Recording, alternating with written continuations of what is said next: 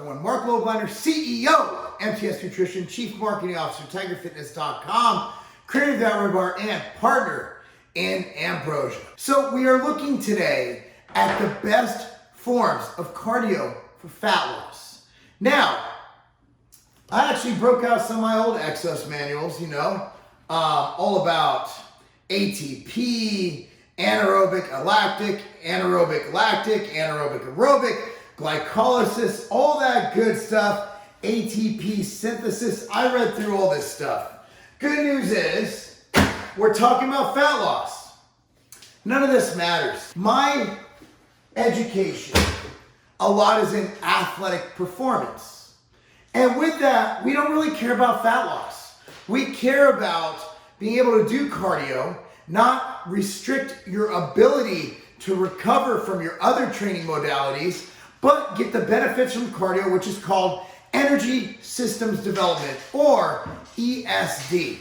Now, when you look at fat loss, I'm looking at one thing: how many calories we can burn now and in the future from that single bout of cardio. Now, if I'm going for post-exercise burn of calories, or EPOC, I'm gonna point straight to HIIT cardio, high intensity interval training.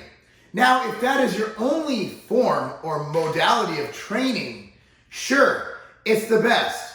But I'm assuming a lot of y'all lift weights. Myself, I lift weights. What high intensity interval training does, it taxes your nervous system just as much as weight training. It elicits a very similar hormonal response. And also it makes your body push beyond that lactic acid threshold where you can get sore. Whereas going on a walk, whereas doing step mill low intensity, whereas just moving slower, not using anaerobic versus aerobic energy, is a way that you can burn fat and not only not impede your recovery, but actually enhance your recovery through blood flow and delivery of nutrients to the muscle. Whereas high intensity interval training, you're pushing so hard to get within that VO2 max, which is your oxygen absorption, aerobic use of energy. You're pushing so hard to get to that higher level of VO2 max that you will hinder your recovery and ability to go back in the gym and lift weights again. So HIIT is best, but not in all scenarios. In my scenario, I just hung a heavy bag in my gym. I have a home gym built out in my house. Okay, I can't use it that often because I'm getting ready for a show. Whereas if I wasn't, I would cut back on my weight training and I would hit that heavy bag more frequently simply because I enjoy it. So when you're looking at which cardio to do or how to implement it, you have to look at a few things. One is your weight training volume, performance versus fat loss. For example, my daughter, my son, very, very, very high level youth soccer players. Now, when I'm looking at what cardio I want them to do, I'm looking at their performance on the field. I really don't care if my daughter and son can see veins in their abs. However, for someone like me, I want to see veins in my abs. I want to see striated glutes. And that's where that would become fat loss would be the priority for that. Whereas for them, I'm looking at performance. How am I gonna do performance? Different video.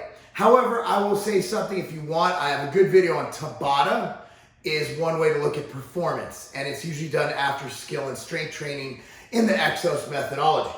So, bottom line is when looking at or exploring what cardio is best for fat loss, it's all about the calories.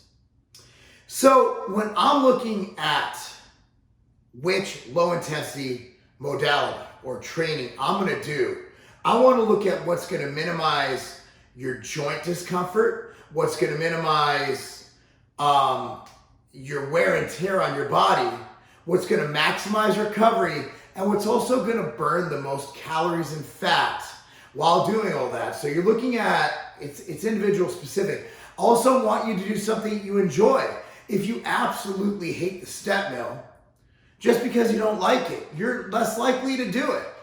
So I'm not gonna tell you to do the step mill. We've already said, basically unless you're performance-based and you're weight training over 4 days a week, HIIT cardio might not be the best. Now, if you do HIIT cardio, I would be sure to factor in your overall training intensity of your program. But for the sake of this video, we're going to go into low intensity cardio techniques to add on to weight training. This is assuming one trains relatively hard 4+ days a week. So, what kind of cardio do I like to do? How long do you do it? How long depends on how much you need. I say as little cardio as possible, as high calories as possible, for as long as possible throughout your diet until you hit your goal. Generally speaking, I like to see people do at least, judging by the fact that a lot of people have sedentary desk jobs, especially with all this work at home stuff. People are kind of, Netflixing and chilling and working out of their house. They're not really getting around much. I like to see at least 3 20 to 30 minute sessions per week of purposeful cardio because people just don't move enough. So what am I gonna rank as, let's say, my top 4? So what you gotta realize when you run, when you jog, every step you take is 13 times body weight on your joints, okay? So for a 200-pound person, that's 2,600 pounds every time you strike that ground. 2,600 pounds. When's the last time you deadlifted 2,600 pounds? So for those of you who think that weight training is detrimental to your joints, running is far more detrimental to your joints. Also, when you're running, let's say a mile, how many hundreds of steps are you taking? Let's say if you were able to deadlift 2,600 pounds, you probably wouldn't do it that often. Now, I'm not talking about overall torque on the body. I'm talking about just pressure on the knees, on the ankles, on the hips. It's really not the best thing for you. So my number 1 is going to require less of a strike and more of a repetitive motion while getting as much as possible out of the movement. My number 1 form of cardio is step mill.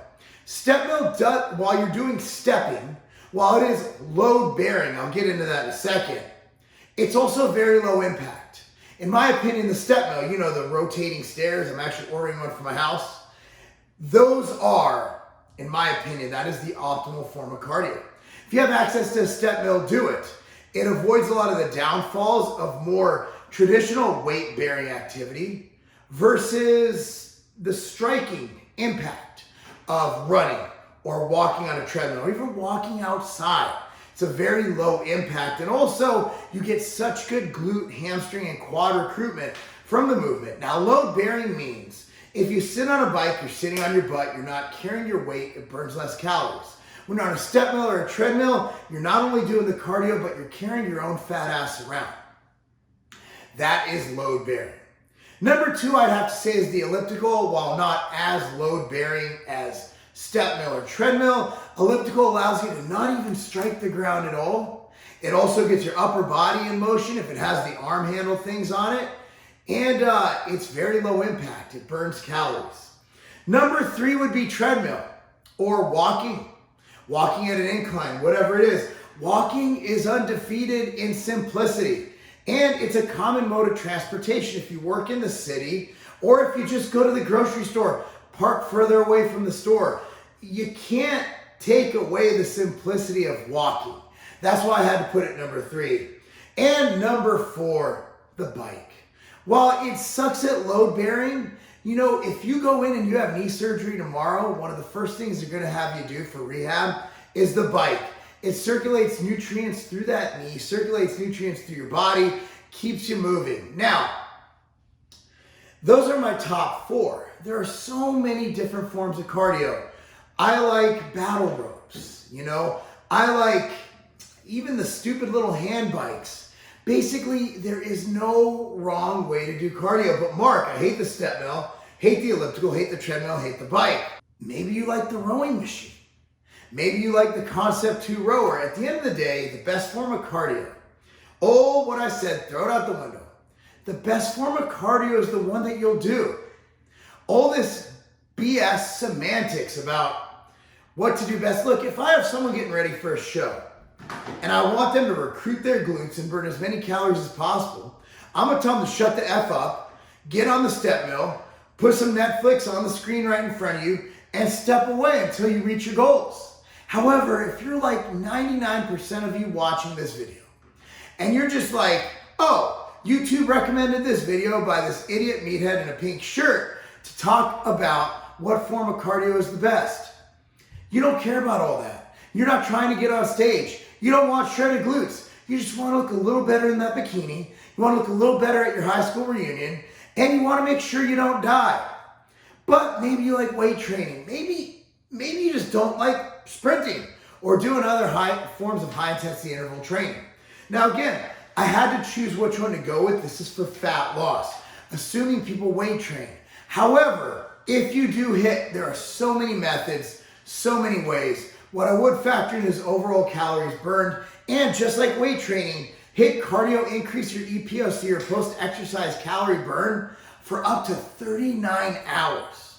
However, since you're doing it for less time, it usually won't burn as much on there, but that whole fat burning versus carbohydrate burning, that exists, but it doesn't matter because your body will find a way to tap into energy. So whether it burns it from carbs or fat, doesn't matter. The bottom line is you want to look at burning calories.